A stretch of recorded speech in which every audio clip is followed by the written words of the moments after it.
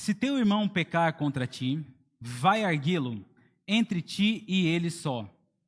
Se ele te ouvir, ganhaste teu irmão.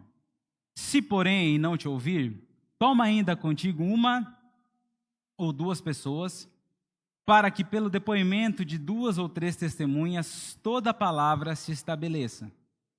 E se ele não os atender, dize-o à igreja. E se recusar ouvir também a igreja, considera-o como gentil e publicano. Em verdade, vos digo que tudo o que ligardes na terra terá sido ligado nos céus, e tudo o que desligardes na terra terá sido desligado nos céus. Em verdade, também vos digo que se 2 dentre vós sobre a terra concordarem a respeito de qualquer coisa que porventura pedirem, ser-lhes-á concedido por meu Pai que está nos céus. Porque onde estiverem 2 ou 3 reunidos, em meu nome, ali estou no meio deles. Vou tomar um pouquinho mais de água aqui, porque o sax você acaba gastando muita saliva e fica com a boca seca. Com licença.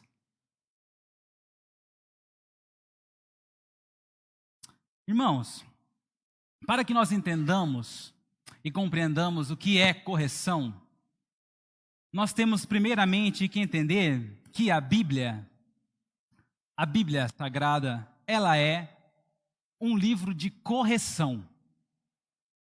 Desde o princípio, lá no Jardim do Éden, quando Adão erra, Deus corrige Adão e Eva. Quando Adão peca, quando Adão cai, ele corrige. Depois Deus corrige quando o povo está lá na Torre de Babel, construindo aquela torre, Deus vem e aplica a correção neles. Eles estão fazendo algo errado, ele aplica a correção. Posteriormente você vai encontrar o dilúvio, onde a humanidade estava perdida, onde a humanidade caminhava desordenadamente, Deus corrige. Depois nós vamos encontrar o povo de Israel sendo levado cativo para a Babilônia, e lá, por causa da idolatria que eles estavam errando, Deus corrige, manda eles para lá, eles tomam uma surra de ídolos lá, ídolo de manhã, de tarde, de noite, que nunca mais depois eles querem ouvir falar de ídolo. Deus corrigindo. E até Jesus, quando vem, Jesus vem para corrigir o erro, o pecado do homem. Então a Bíblia, ela é um livro de correção. E Jesus corrigiu isso. Porém, nós somos humanos, é lógico que somos salvos, restaurados, redimidos, justificados pelo sangue de Jesus, mas porém nós ainda estamos aqui nessa terra e nós ainda agimos muitas vezes com inclinação para o mal, com inclinação para o pecado, com inclinação para aquilo que desagrada a Deus. Então, o nosso convívio está afetado. O nosso convívio com os irmãos, com as pessoas, ele está, por vezes, afetado pelo pecado. E o problema em si, até nessa questão de correção, de convívio, de viver como comunidade, não é até o pecado em si. O problema é como nós lidamos com este pecado. E Jesus vem aqui, no capítulo 18 do Evangelho de Mateus, nos falar, nos ensinar que correção, acima de tudo, é amor. A igreja, ela é como uma família, e toda família busca o quê? Pela harmonia, pela unidade. Mas para isso é necessário organização e disciplina, organização e correção. Quando não se obedece por amar, é necessário corrigir por amor. Quando não se obedece por amar, é necessário corrigir por amor. Veja bem, Jesus nos dá aqui alguns passos para que nós façamos isso. E ele começa no primeiro aqui, no versículo 15, e o primeiro passo é corrigidos em amor para conviver, para o bom convívio. No verso 15, se teu irmão pecar contra ti, vai arguí-lo entre ti e ele só. Se ele te ouvir, ganhaste o teu irmão. Aqui, primeiramente, Jesus está falando de maturidade. Quando olhamos para o contexto aqui do Evangelho de Mateus, capítulo 18, nós vemos Jesus corrigindo, repreendendo, ensinando aos seus discípulos a não serem orgulhosos, a não serem altivos, a não serem ter o espírito de grandeza. Quando você começa o capítulo 18 aqui, o contexto vai dizer que eles estavam ali, se aproximaram de Jesus, perguntando quem é o maior no reino dos céus. Jesus vai dizer que quem não se tornar como uma criança, né, não entrará, não herdará o reino dos céus. Então esse contexto aqui é preciso de maturidade. E Jesus indica algumas maneiras, alguns passos de como reagir diante da ofensa. Como lidar quando somos ofendidos, quando o nosso irmão, do nosso convívio, da nossa comunidade, peca contra nós. Como conviver? Como viver com isso? Primeira dica, Jesus fala, procure-o. Vá você mesmo. Olha o que o texto fala. Se teu irmão pecar contra ti, vai arguí-lo entre ti e ele só. Procure-o, vá você mesmo, irmão. Mesmo você sendo a parte ofendida. Você vai dizer assim, poxa vida, mas ele me ofendeu, ele falou tudo isso contra mim, ele cometeu tal ato, ele cometeu tal gesto, ele disse tal coisa, ele está errado e eu é que tenho que procurar? Eu é quem preciso ir até ele? Veja bem, Jesus fala, vá você mesmo sendo a parte ofendida, você que tem que ir. Vá. Lá em Mateus, capítulo 5, versos 23 e 24, Jesus está falando o seguinte, Sermão do Monte, se pois ao trazeres ao altar a tua oferta, ali te lembrares que teu irmão tem alguma coisa contra ti, deixa perante o altar a tua oferta, vai primeiro, reconciliar-te com o teu irmão, e então voltando, faze a tua oferta. O dever é de nós procurarmos, é nós quem temos que ir. Aqui Jesus está falando, se você vai trazer a tua oferta no altar, e você lembra que o teu irmão tem alguma coisa contra ti, não adianta você ofertar, não oferte. Está falando de adoração. Como você quer vir adorar a Deus? Como que nós queremos vir até a casa do Senhor, adorar a Deus, mas se o nosso irmão tem algo contra nós, a nossa adoração não será recebida, não será ouvida, a nossa oferta não será entregue. Primeiro nós precisamos ir até ele. E é difícil. Nós geralmente gostamos do quê? Cara, você errou comigo, eu vou ficar esperando aqui você vir acertar comigo a conta. Não, ele que errou, ele que tem que vir. Ela que falou, ela que vem falar aqui comigo aqui, ó. Não é assim que a gente age muitas vezes? Convívio. O nome dessa série é Conviver e Viver com. Nós precisamos, como igreja, aprender a conviver. Só que nesse caso, nós somos aqui convidados, instigados, ordenados por Jesus a nós mesmos darmos o primeiro passo. Ainda que possa parecer para nós difícil, mas a responsabilidade do acerto, a responsabilidade do reconcílio, da reconciliação entre você e o teu irmão, Jesus está colocando sobre os teus braços, sobre os teus ombros. É você quem tem que procurar. Então o primeiro passo é, procure-o. O segundo passo, ainda no verso 15, note o que Jesus fala aqui. Vai arguí-lo entre ti e ele só. Entre ti e ele só. Se ele te ouvir, ganhaste o teu irmão. Segundo ponto, segunda maneira, segundo passo que Jesus dá. Ele está falando do particular. É de irmos só. A pessoa ofendeu, então vai no particular. Não espalhe a conversa. Porque quando alguém peca, quando alguém fala e você fala para outra pessoa, você está criando contenda. Você está criando e lançando no ar uma intriga, uma fofoca. Como seria bom se nós seguíssemos o conselho de Jesus aqui? Jesus está falando, se teu irmão pecou contra ti, procura ele sozinho. Sabe, não é aquela coisa assim, hein, olha só, eu vou te contar, mas é só para nós orar pelo irmão, sabe? Vamos orar por ele, porque ele disse isso, ele fez isso e isso. Não é isso que Jesus está falando. E note, não sou eu quem estou dizendo, não é o pastor Caio quem está dizendo, não é o conselho da igreja que diz, é Jesus quem está dizendo como nós devemos lidar com situações onde alguém peca contra nós. É uma ordem, é um mandamento. Como que nós devemos agir? Espalhando? Porque aí eu vou gerar fofoca. Aí eu conto para o irmão, aí o irmão conta para o outro irmão, e outro conta para outro irmão, e aquilo que poderia ser resolvido facilmente, simplesmente com uma conversa, gera uma contenda que envolve toda a igreja. Veja bem, isso gera fofoca, e a fofoca, ela destrói, ela mata, ela assassina reputações tanto quanto um homicídio. Ela mata. Olha o que Provérbios 20, capítulo 20, verso 19 nos fala sobre a fofoca. O fofoqueiro vive espalhando segredos. Portanto, evite a companhia de quem fala demais. É a Bíblia quem está falando. Evite as conversas vãs. Evite conversinha, diz que me disse, fulano falou isso, fulano falou aquilo. Isso é fofoca. Fofoca é pecado. Nós temos o costume de taxar tanta coisa como pecado, né? Aqueles pecados mais que nós olhamos assim, não, esse pecado aqui é terrível. Mas fofoca é pecado.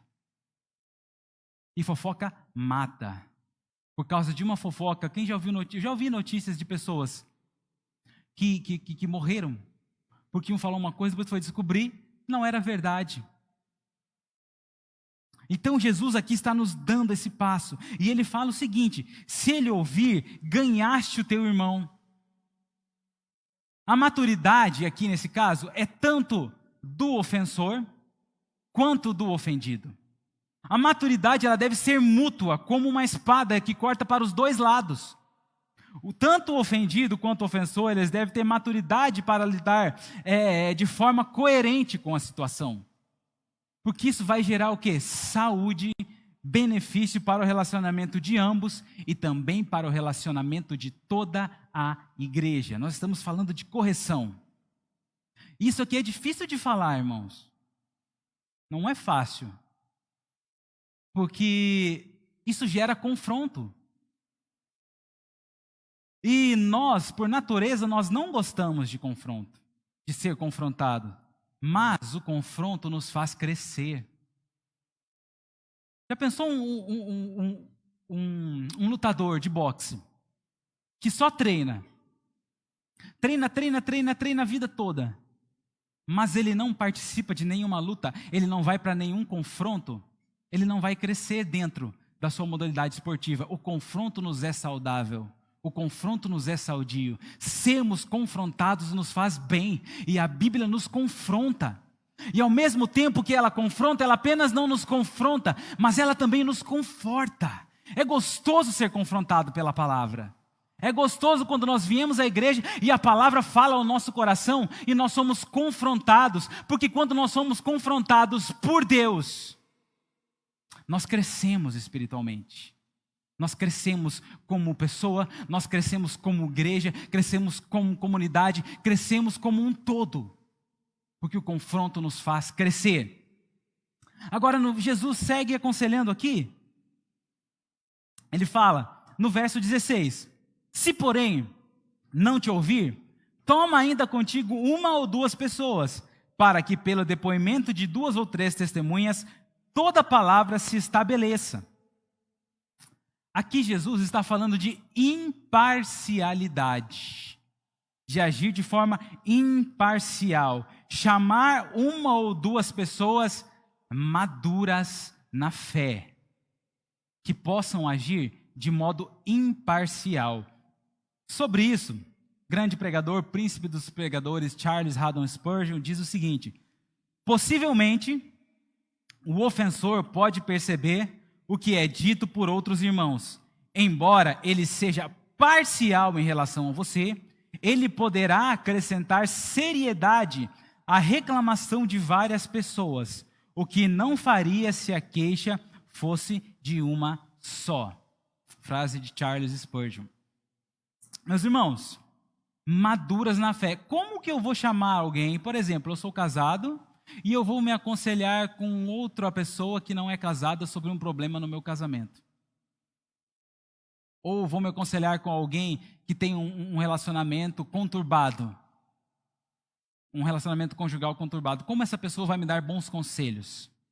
Eu preciso procurar pessoas que sejam maduras na fé, que possam agir de modo imparcial, mas que sejam maduras a ponto de mostrar o seguinte, que não somente esse irmão aqui está errado, mas como também eu posso estar errado. Dentro da minha visão, a pessoa errou contra mim, a pessoa pecou contra mim, a pessoa fez algo pecaminoso contra mim.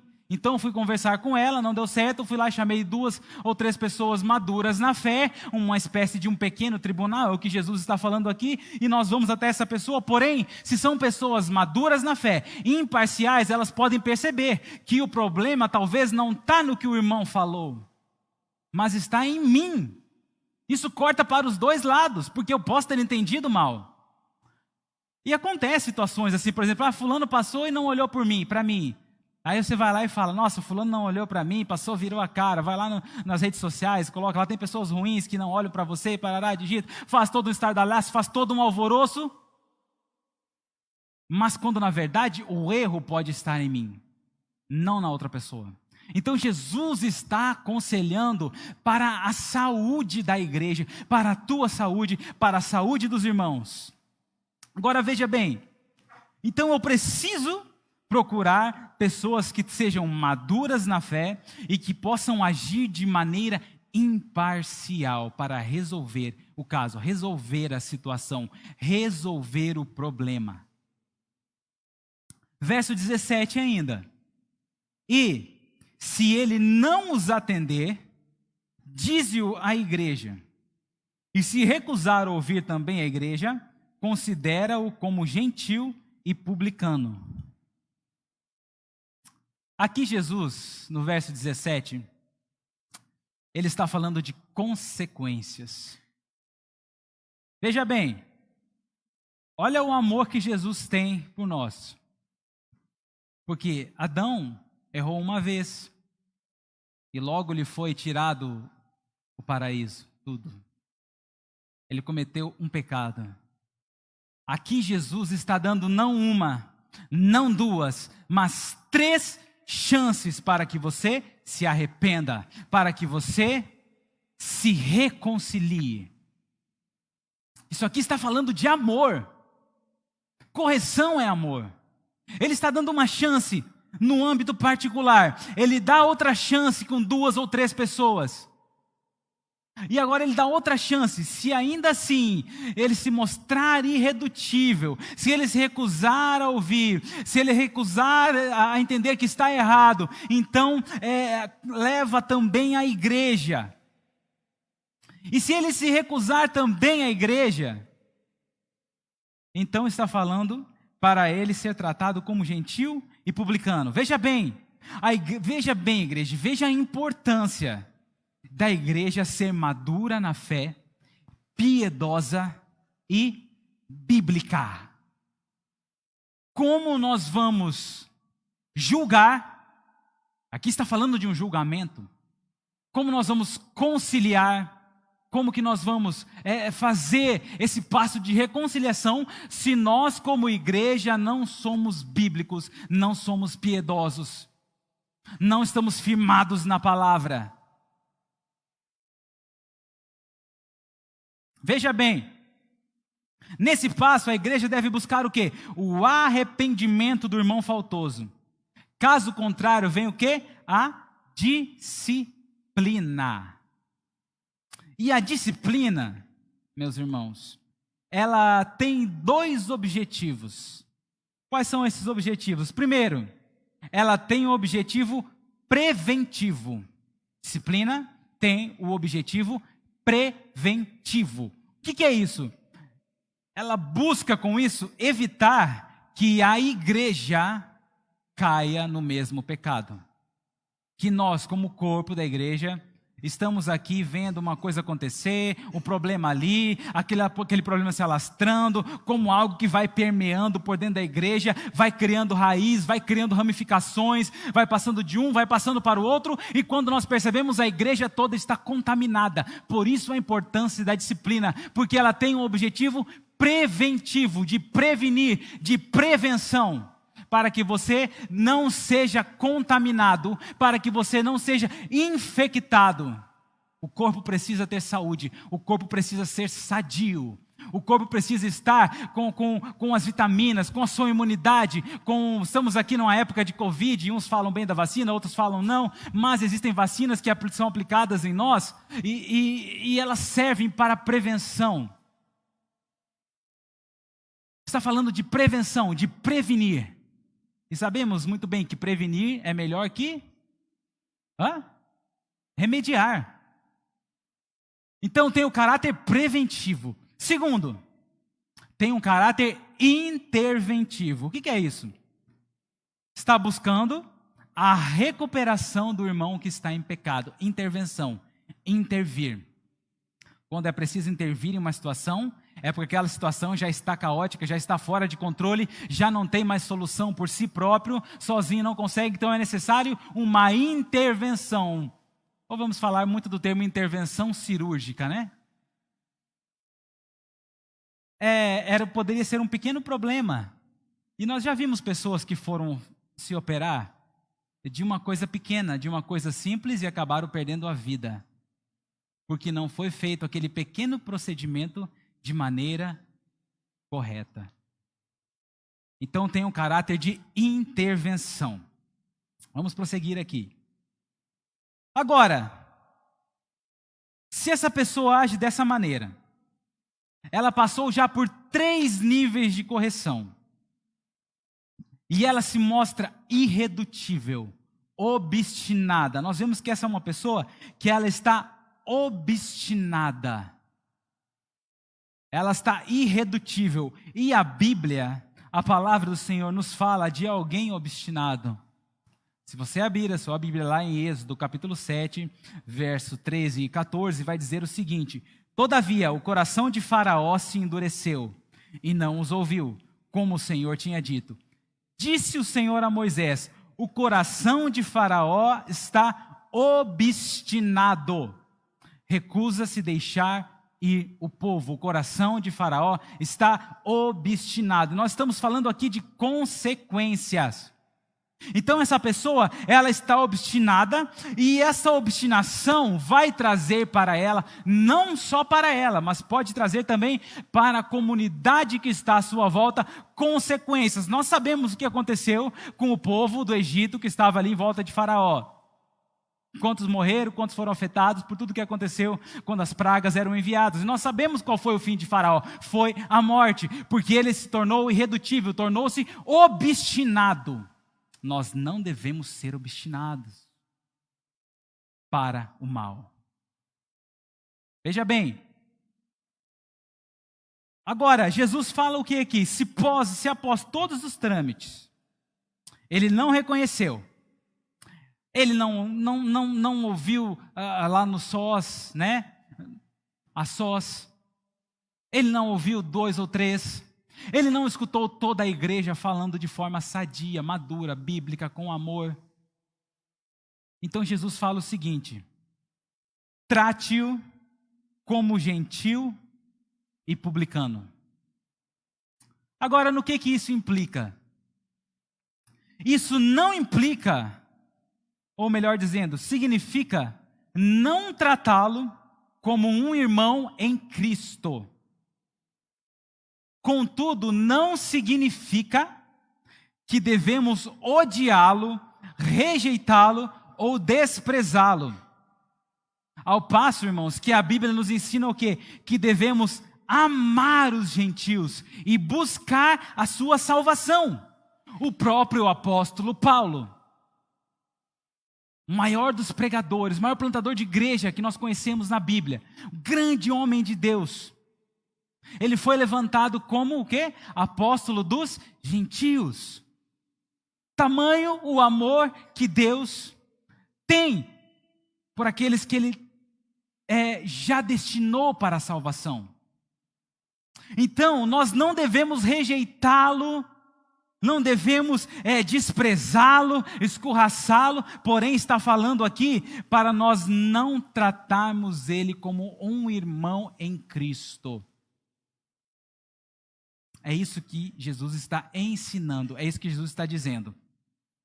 Agora, Jesus usou o termo aqui, ganhaste o teu irmão. E esse termo é o mesmo termo usado pelo apóstolo Paulo em 1 Coríntios 9, com referência a ganhar pecadores. É o mesmo termo usado por Paulo. Por isso que a igreja deve buscar a salvação deste irmão. Por isso que a igreja deve ser amorosa. Por isso que os irmãos devem ser piedosos, devem ter a palavra na sua mente, no seu coração, na sua boca a todo momento. Porque nós devemos entender que o motivo de todo esse passo a passo aqui descrito em Jesus não é para que você vença a discussão, não é para que você fale, viu, estava certo, ele estava errado, está vendo aqui, igreja, ó, ele errou, eu que estava certo, não é isso. O motivo de todo esse passo a passo de Jesus é para que esse irmão seja restaurado, para que ele possa viver e conviver com harmonia com toda a igreja, com todos nós, para que a igreja viva em comunidade. Para a igreja que goste de paz, de alegria. Agora, segundo ponto. Primeiro ponto é corrigidos em amor para conviver. Agora o segundo ponto, autoridade concedida para conviver em harmonia.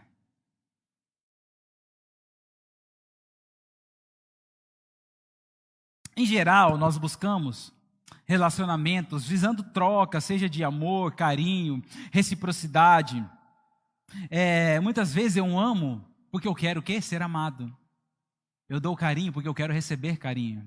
Eu faço algo porque eu quero receber em troca. Eu quero ser amado, eu quero ser elogiado, eu quero ser aceito como eu sou, da maneira que eu sou, do modo que eu falo, que eu penso, que eu ajo. Minha maneira de agir. Mas às vezes isso sofre um atrito. Quando nós precisamos confrontar, corrigir, disciplinar, então nós não vemos isso como uma expressão de amor. Se alguém vem me corrigir, peraí, eu não quero ser corrigido, eu quero ser amado. Eu não quero a vara da correção. Eu quero o tapinha nas costas, o abraço, o amor, o carinho. Porém, correção é necessária. Correção é amor. Hebreus capítulo 12, verso 10 diz o seguinte: pois nossos pais nos disciplinaram por alguns anos, como julgaram melhor, mas a disciplina, a correção de Deus é sempre para o nosso bem, a fim de que participemos da sua santidade. Tem um fim. Somos corrigidos para sermos santos. Somos corrigidos para nos parecermos com Deus. Para sermos semelhantes a Cristo. Para sermos semelhantes a Ele. A palavra fala, sede santos, porque o vosso Deus é santo. Por isso nós precisamos dessa correção. Correção é amor. E por amor Deus nos corrige. E o amor dele não é como o nosso, e a maior prova disso é que ele enviou Jesus para morrer em nosso lugar. Essa é a maior prova, que correção é amor, que ele nos ama. Veja bem. Agora, por isso depois, meus irmãos, de todos esses passos que Jesus fala, atente para o que diz os versículos 18 e 19. Diz o seguinte: em verdade vos digo que tudo o que ligardes na terra será ligado nos céus, e tudo o que desligardes na terra terá sido desligado nos céus. Quando nós vamos lá para Mateus capítulo 16, do verso 16 até o 19, nós encontramos ali Jesus perguntando, quem ele era, e de repente Pedro fala assim: tu és o Cristo, o Filho do Deus vivo. E Jesus fala: e tu és Pedro, Pedro, tu és pedra, e sobre essa pedra edificarei a minha igreja, dar-lhe-ei as chaves dos céus, e tudo que ligardes na terra será ligado no céu, que desligardes será na terra, será desligado no céu. Jesus fala isso para Pedro, e aqui está falando de novo. Então, quando nós vemos isso, nós vemos o que? Que a igreja, quando ela reconhece quem é Jesus, a partir do ponto que Pedro primeiramente reconheceu: tu és o Cristo, tu és o ungido, o Filho de Deus. Então, ele tinha autoridade dada por Cristo, dada por Deus. Uma igreja, quando ela reconhece o senhorio de Cristo, ela sabe quem é Cristo, ela sabe quem é Deus, ela se orienta pela palavra, ela se baseia na palavra, ela tem autoridade concedida por Deus para ligar e para desligar. Veja bem, uma igreja séria e comprometida, quando ela disciplina, quando ela corrige, ela não está apenas tratando o caso, mas ela está mostrando, demonstrando que tem amor e que tem zelo pelas coisas de Deus, pela palavra de Deus, que tem temor para com Deus. Uma igreja que não corrige, uma igreja que não disciplina, uma igreja que prega somente amor, somente coisas boas, somente aquilo que massageia o nosso ego, aquilo que nos faz sorrir e ficarmos felizes, é uma igreja que perdeu o temor e o zelo para com a palavra de Deus. É gostoso ouvirmos palavras de amor. É gostoso ouvirmos palavras que falam ao nosso coração e nós ficamos felizes e nos sentimos amados e nos sentimos alegres. Mas uma igreja que disciplina, ela está falando: nós amamos a Deus. Nós estamos respondendo ao amor de Deus, porque Ele nos demonstra, nos dá o seu amor em forma de correção através da palavra, e ao mesmo tempo que Ele dá essa forma de amor através de correção, e nós espalhamos esse amor corrigindo o erro, visando não a expulsar, não em maltratar, mas visando o crescimento, o amor de alguém. Nós estamos falando: Deus te ama através da nossa vida, através da correção. Deus te ama e nós te amamos. Nós precisamos corrigir. Correção é amor. Agora veja, vamos andar aqui, verso 19. Em verdade, também vos digo que, se dois dentre vós sobre a terra concordarem a respeito de qualquer coisa, que porventura pedirem, ser-lhes-á concedido por meu Pai que está nos céus. Em verdade, também vos digo que se dois dentre vós sobre a terra concordarem a respeito de qualquer coisa, será-lhe concedido por meu Pai. Então nós podemos concordar que nós vamos comprar um terreno, pastor Caio, e construir a igreja esse ano. É isso que está falando? Amém.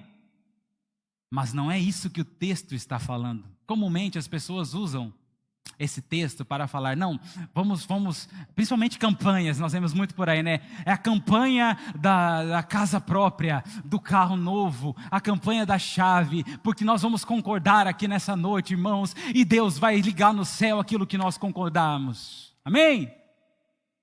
Não amém, né?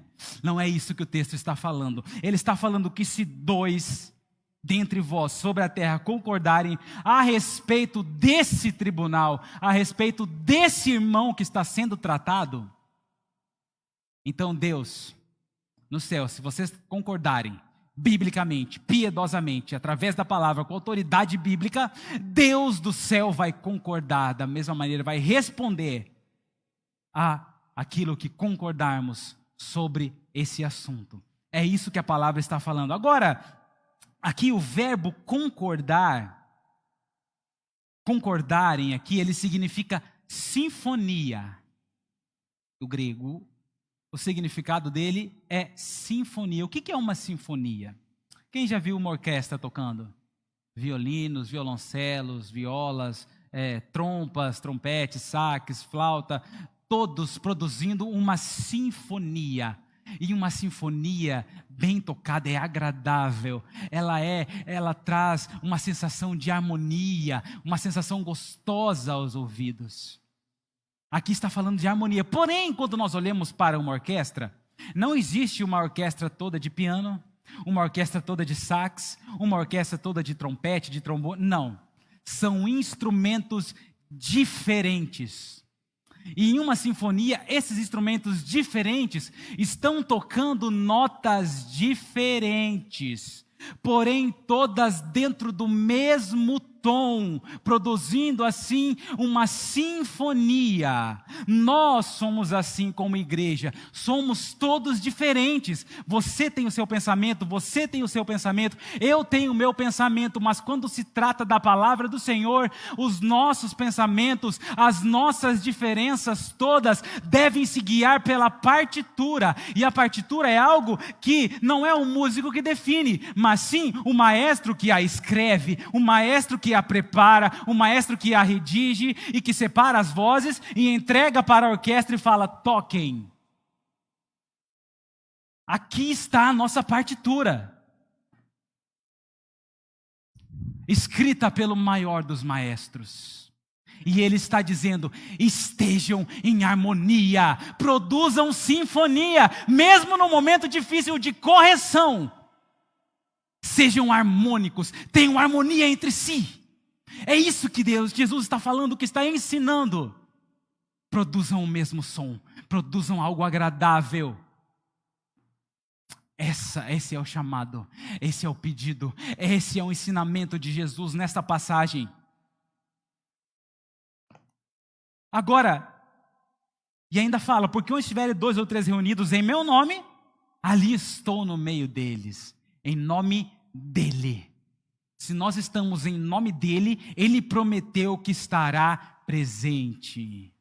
Ele prometeu que estará no nosso meio, quando estamos reunidos no nome dele, de Jesus, no nome de Deus. Agora veja meus irmãos, aqui dentro do capítulo 18,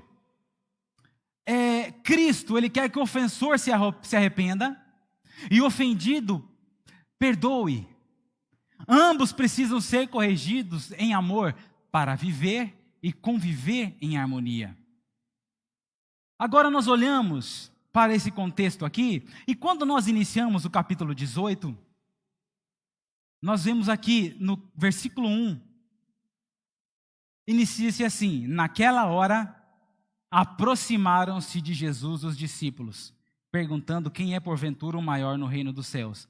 Aproximaram-se de Jesus. Então você segue lendo, Jesus fala, Jesus ensina, Jesus discursa, Jesus fala o que é para fazer, o que não é para fazer, ele dá toda a lei. Quando chega lá no versículo 21 de novo, o último ato aqui dos discípulos, Pedro pergunta. O verso 21 fala o seguinte: então Pedro, aproximando-se, novamente aproximando-se, lhe perguntou: Senhor, até quantas vezes meu irmão pecará contra mim, eu lhe perdoo? Até 7 vezes? Respondeu-lhe Jesus: não te digo que até 7 vezes, mas até 70 vezes 7. Aproximaram-se. Está falando aqui o quê? Quando nós nos achegamos perto de Jesus e queremos estabelecer limites e medidas humanas, nós receberemos uma resposta de Jesus nos dizendo o seguinte: não é assim. Pedro, os discípulos aproximam-se de Jesus com limites, impondo ideias, impondo medidas. Lá no 1, perguntaram, aproximaram-se de Jesus, os discípulos, e perguntaram: quem é o maior no reino dos céus? E lá no 21, Pedro impõe limite ao perdão. Então Pedro, aproximando, perguntou: até quantas vezes meu irmão pecar? Ele achou que estava fazendo uma coisa grandiosa. Não, agora eu vou impressionar Jesus, porque pela lei, falava-se que até 3 vezes, seu irmão pecar, você deveria perdoá-lo. Então Pedro: não, agora eu vou colocar aqui uma medida que Jesus vai achar. Pedrão, 7 vezes, Senhor. Irmãos, quando nós vamos nos aproximar de Jesus, nós devemos nos despir do nosso entendimento humano. Nós não devemos impor medidas, não devemos impor limites. Devemos agir não conforme o que nós queremos, conforme nos é conveniente, conforme é bom para mim, mas nos aproximarmos com humildade, orgulho quebrado, sentimento de ego debaixo do braço, sabe? Escondido, rejeitado, tirado de lado. E humildemente falar: Senhor, corrige-me. Eu preciso de correção. É assim que devemos nos achegar. Jesus fala. Então, posteriormente a isso, então Jesus fala daqui de um servo que devia 10.000 talentos. Ele vai diante do rei e o rei perdoa. Ele se humilha e fala: não, eu vou lhe pagar e tal. E o rei perdoa. Então aquele servo saiu de diante do rei e vai para a rua. Então ele encontra alguém que devia 100 denários para ele. Veja, ele devia 10.000 e encontrou alguém que devia 100. Então ele pega aquela pessoa e agarra e sufocava ele, dizendo: paga-me o que deves. E as pessoas viram aquilo e levaram até o rei. E contaram o que ele havia feito. E aí então o rei traz aquele homem e fala o seguinte para ele: servo malvado, perdoei-te aquela dívida toda, porque me suplicastes. Não devias tu igualmente compadecer-te do teu conservo, como também eu me compadeci de ti? Indignando-se o seu senhor, o entregou aos verdugos, aos atormentadores, até que lhe pagasse toda a dívida. Agora a chave, Jesus encerrando: assim também meu Pai Celeste vos fará, se do íntimo não perdoardes cada um do seu irmão.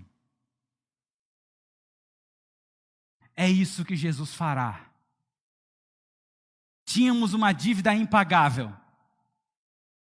Tínhamos uma dívida terrível. Ofendemos a Deus, ofendemos a santidade de Deus. Pecamos. Não havia chance para pagar. Não tínhamos como pagar. Mas Jesus, na cruz, recebe toda a ira que era destinada a mim e a você. Toda a ira, o cálice de Deus estava cheio, transbordando da sua ira. Porque Deus se ira contra o pecado. E óbvio que se Ele se ira contra o pecado, Ele se ira contra o pecador. Nós tínhamos essa dívida. Mas Jesus vem para corrigir o nosso erro. Morre na cruz. Nos perdoa de algo imperdoável, com grande amor. Efésios 2:5 vai dizer que nós estávamos mortos em nossos delitos e pecados, mas Deus, que é rico em misericórdia, por causa do amor que nos amou, nos salvou, nos deu vida pela graça. Então, corrigir é um ato de amor, é um ato de cuidado, é um ato de carinho, é um cuidado. E nós devemos agir assim para com aqueles que estão ao nosso lado. Vamos para uma pequena reflexão em ação sobre isso. Primeiro, resolva. Vá hoje mesmo ao teu irmão. Resolva hoje. Se alguém falou alguma coisa, alguém te fez alguma coisa, não guarde para você, não sofra. Não deixe que isso se alastre, não deixe que isso se vire, sabe aquela bola de neve que ela desce pequenininha da montanha e vai crescendo, crescendo, crescendo, crescendo, quando chega lá embaixo, está enorme, está imparável, insegurável. Vá hoje mesmo. Procure hoje o teu irmão, o teu marido, a tua esposa, o teu pastor, o presbítero, o diácono, alguém da igreja que você errou, ou que ele errou contra você. Vá lá e perdoe hoje mesmo, porque você foi perdoado por Jesus. Hoje você está perdoado. Hoje você está aqui porque esse perdão se estendeu até a cruz e te alcançou. Não deixe para depois, faça hoje. Segundo, não seja obstinado para o mal. Não seja irredutível. Aceite que você está errado. Não seja, sabe, aquele durão, turrão. Comigo é assim, porque eu falei, eu não vou voltar atrás. Que espécie de cristão é você? Não seja obstinado para o mal.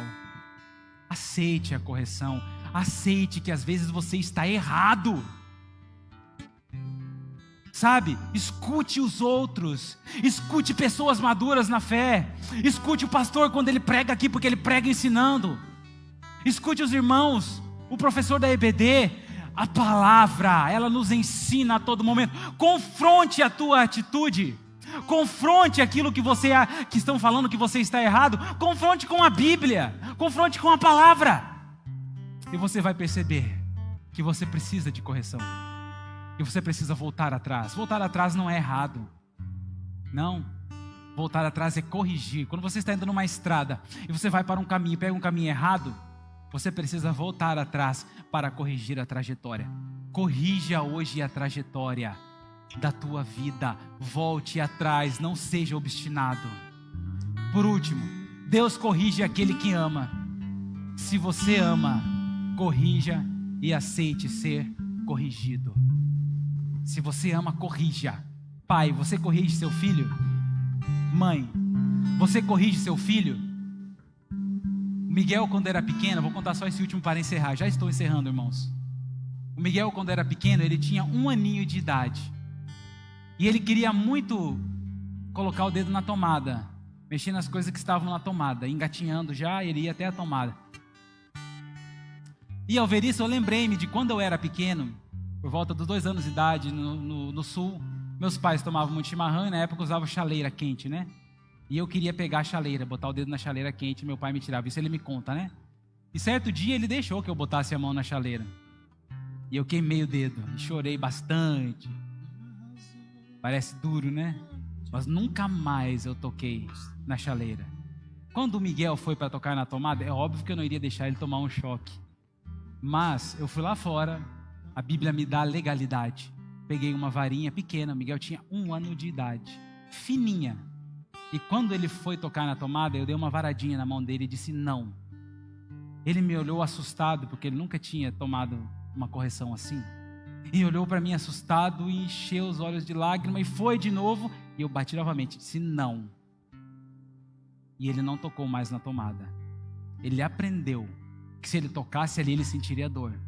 Até quando nós vamos ficar sofrendo com o pecado? Até quando nós vamos ficar carregando as dores do pecado, as dores do mundo sobre a nossa vida e não vamos aceitar a correção de Deus na nossa vida? Hoje é noite de você entender isso. Corrija a sua vida, corrija aquele que você ama. Se você ama, aceite e ser corrigido. Louvor.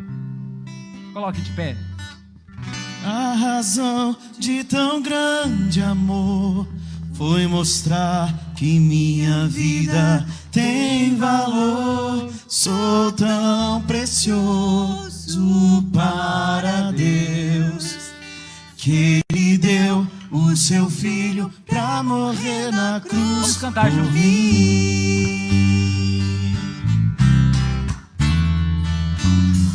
Ó Deus, te louvo pelo teu amor.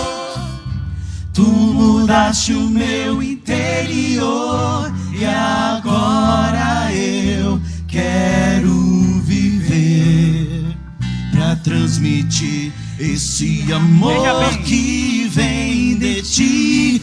Ó Deus, te louvo pelo teu amor. Tu mudaste o meu interior e agora eu quero viver pra transmitir esse amor que vem de ti. Veja bem o que você acabou de cantar.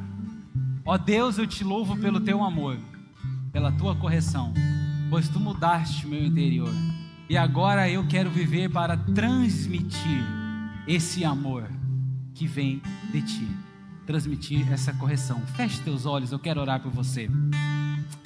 Senhor Deus e Pai, eu sei que não é fácil quando somos confrontados, eu sei que não é fácil quando somos corrigidos. A correção, a disciplina, ela traz dor, mas ela evita que uma dor maior venha sobre mim. Pai, nos corrige, Nós sabemos que precisamos todo dia, como filhos rebeldes que somos, que todo dia, embora sabendo a verdade, embora sabemos que Tu és um Deus que corrige, nós corremos todos os dias para o pecado e precisamos de correção, precisamos ser corrigidos, carecemos do Teu amor, Senhor. Por favor, Senhor, eu faço um pedido nessa noite: jamais tire a vara da correção de nossas costas, jamais, Senhor, tenha piedade de nós e dessa igreja, jamais tire a vara de correção de sobre esta igreja, mas corrija-nos, Senhor, confronte-nos, Senhor, ame-nos para que nós possamos espalhar o Teu amor, para que nós possamos viver e conviver com amor e com harmonia entre todos os irmãos. Assim nós oramos e agradecemos pelo nome do Teu santo Filho amado Jesus. Amém. Amém. Pastor E agora, Carlos. irmãos, que a graça do nosso Senhor Jesus Cristo, o amor de Deus o Pai, o consolo e o conforto do Espírito Santo, que nos corrige para sermos mais santos e parecidos com Cristo todos os dias, seja conosco, com todas as igrejas espalhadas na terra, hoje e sempre. Amém, amém e amém. Deus te abençoe e tenha uma ótima semana.